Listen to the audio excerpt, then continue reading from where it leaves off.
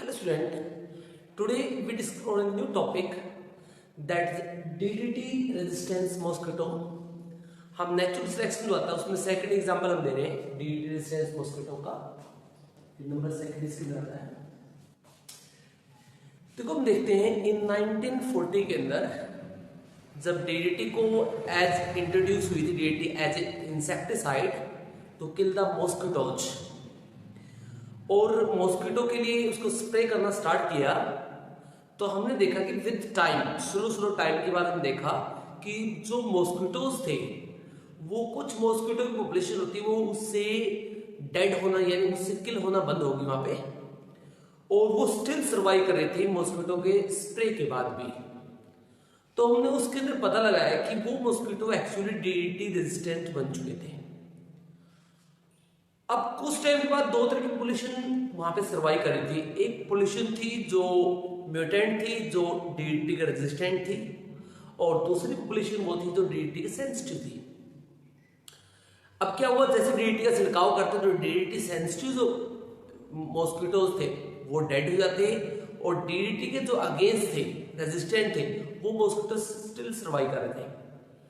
तो हमने देखा कि विद टाइम इन 1990 तक हमने देखा कि एक बहुत बड़ी पॉपुलेशन जो थी वो DDT के रेजिस्टेंट बन चुकी थी। अब जो DDT रेजिस्टेंट मॉस्किटो थे उनकी पॉपुलेशन ज्यादा थी as compare to DDT sensitive mosquito compare में, राइट। तो ये लिखेंगे इसके बारे में। इन 1940 DDT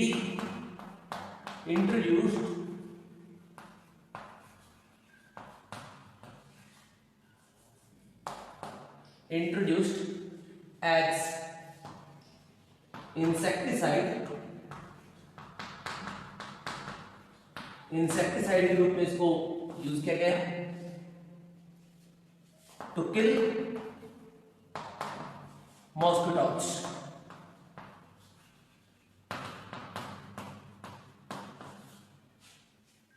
और यहां पे क्या था हम देखें, after long time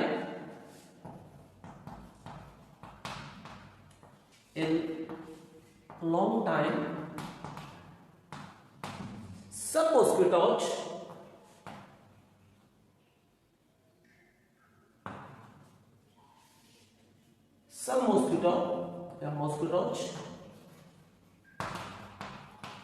became resistant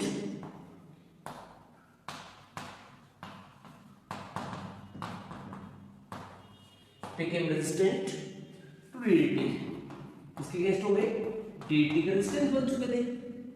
अब यहाँ पे ये हुआ, जैसे ही रेजिस्टेंट ये हुए तो इनकी पॉपुलेशन क्या होगी, बढ़ना स्टार्ट हो गई। DDT resistant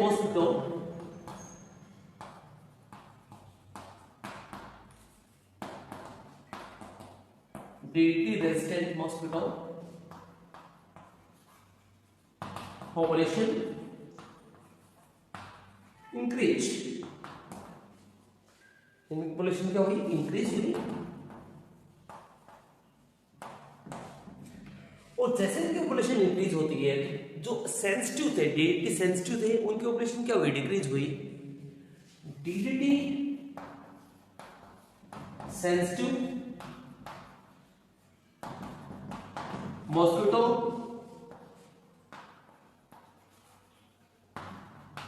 mosquitoes population decrease. इनकी क्या हुई, पॉपुलेशन जो होती है वो डिक्रीज होना शुरू हो गया पे, राइट। तो DDT सेंसिटिव जो मॉस्किटो थे उनकी पॉपुलेशन डाउन गई, और DDT रेजिस्टेंट थे उनकी पॉपुलेशन यहां पे बढ़ गई, राइट। ये आपको इस तरह देखने को मिला। ऐसे ही अदर इंसेक्टिसाइड की अगर बात करें, ये तो मैंने जस्ट एक पर्टिकुलर DDT का एग्जांपल लिया है, ऐसे हम बहुत सारे खेतों के अंदर बहुत सारे हम इंसेक्टिसाइड डालते हैं। हम देखते हैं कुछ टाइम के बाद जो इंसेक्ट होते हैं वो इससे किल होना बंद हो जाते हैं। बहुत सारे इंसेक्ट होते हैं वो उसे स्टिल सर्वाइव, स्प्रे करने के बाद भी सर्वाइव करते रहते हैं, राइट। इसका रीजन ये होता है कि वो धीरे धीरे उसको सेंसिटिव नहीं रहते, वो धीरे धीरे उसके म्यूटेंट बन जाते हैं, यानी उसके गेस्ट बन जाते हैं, और धीरे धीरे उस पर्टिकुलर इंसेक्टिसाइड का इफेक्ट जो होता है धीरे धीरे क्या हो जाता है, कम हो जाता है, राइट। तो ये था डेट रेजिस्टेंस मॉस्किटो के अंदर। अब हम एक थर्ड एग्जांपल और देंगे इसके अंदर, और थर्ड एग्जांपल हम लिखेंगे यहां पे sickle cell anaemia in African countries.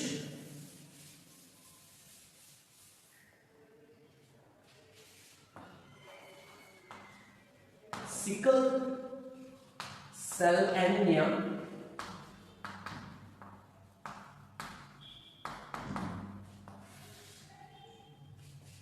In African countries, sorry इतना ही लिख देते हैं। देखो जनरली क्या होता है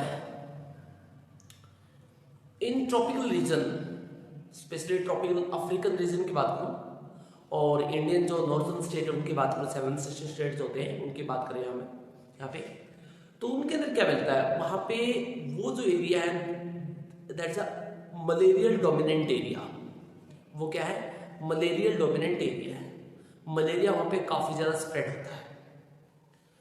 तो सिकल सेल एनीमिया केस में क्या होता है, सिकल सेल एनीमिया केस में जो होगा, सिकल सेल एनीमिया में जो आरबीसी होती है, आरबीसी रप्चर हो जाती है, इससे ऑक्सीजन कैरिंग कैपेसिटी उसकी रिड्यूस हो जाएगी और पर्सन की डेथ हो जाती है। इस केस में क्या होता है, जो आरबीसी बनती है कुछ इस तरह का स्ट्रेन बनता है यहाँ पे HbS हेमोग्लोबिन का, राइट।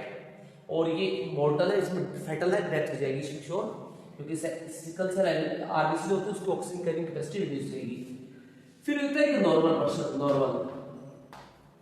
नॉर्मल या नॉन सिकल सेल एनीमिक, उस पर्सन के अंदर आरबीसी मिलती है HbA ये हीमोग्लोबिन मिलता है, इसमें आरबीसी नॉर्मल रहती है। फिर एक होता है हेटेरोजाइगस। हेटेरोजाइगस का मतलब होता है जिसमें दोनों कंडीशन है, दोनों कंडीशन का मतलब कुछ आरबीसी सिकल सेल बन रही है, कुछ नॉर्मल बन रही है, दोनों कंडीशन।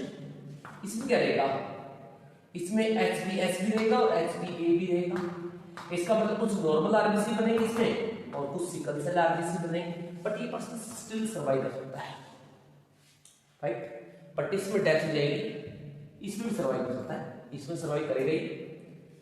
अब देखिए यहां पे क्या था, अफ्रीकन कंट्रीज में हमने देखा कि वहां पे जो मलेरियल डोमिनेंट है, क्योंकि मलेरिया बहुत ज्यादा स्प्रेड होता है ट्रॉपिकल रीजन में, हम देखा कि जो मलेरिया होता है सबसे ज्यादा इफेक्ट करता है नॉर्मल आरबीसी को।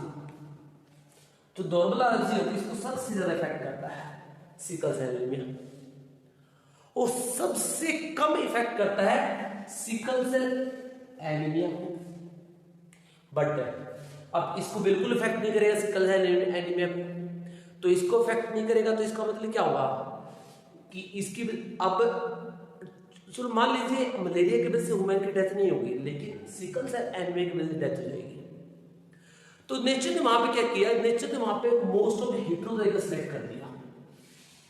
अब हेटेरोजाइगस में क्या होता है, हेटेरोजाइगस में पर्सन डेथ नहीं होती, स्टिल सर्वाइव करता रहता है, लेकिन इसमें मलेरिया के चांस भी क्या होते हैं, रिड्यूस हो जाते हैं, क्योंकि इसमें कुछ आरबीसी क्या बन रही है, सिकल सेल एनीमिक बन रही है कुछ आरबीसी। तो इसी वजह से अफ्रीकन स्टेट में ये वाली कंडीशन सेलेक्ट की थी जहां पे मलेरिया डोमिनेंट एरिया था, क्योंकि इसके अंदर क्या होता है, इसके अंदर मलेरिया का इन्फेक्शन बहुत कम होता है और पर्सन इसमें स्टिल सर्वाइव करता रहता है, क्योंकि इसमें सिकल सेल एनीमिया कंडीशन भी नहीं होती है, राइट।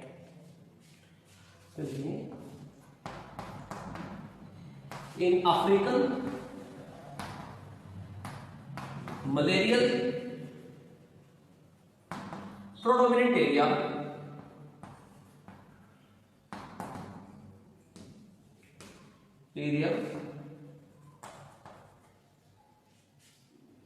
क्या था, nature select heterozygous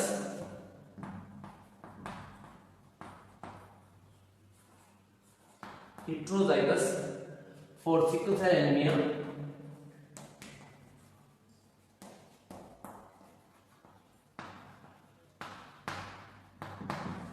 because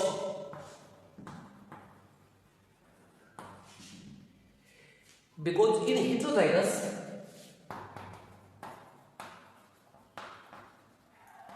heterozygous,